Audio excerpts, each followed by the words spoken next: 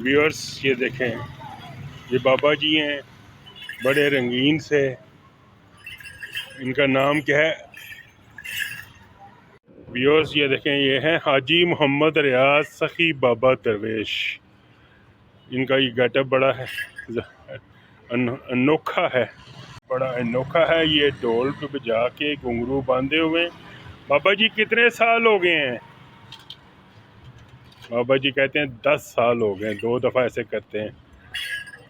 और ये देखें, इनका ये घुंघरू बांधे हुए, और ये बाबा जी अभी आपको ये करके दिखाएंगे।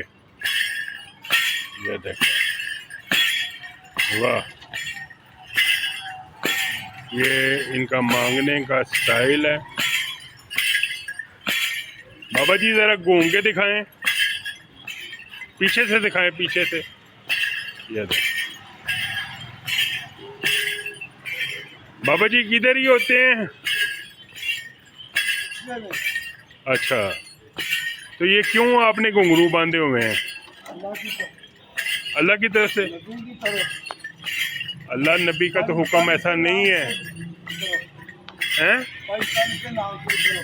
अच्छा,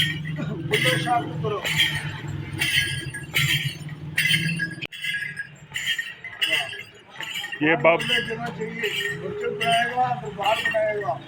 अच्छा, अल्लाह के नाम से मेरी मदद करो, नबी के नाम से मदद करो, पाकिस्तान के नाम से मदद करो, मेरा मुश्किल हल कर दो, मेरा मुश्किल हल कर दो।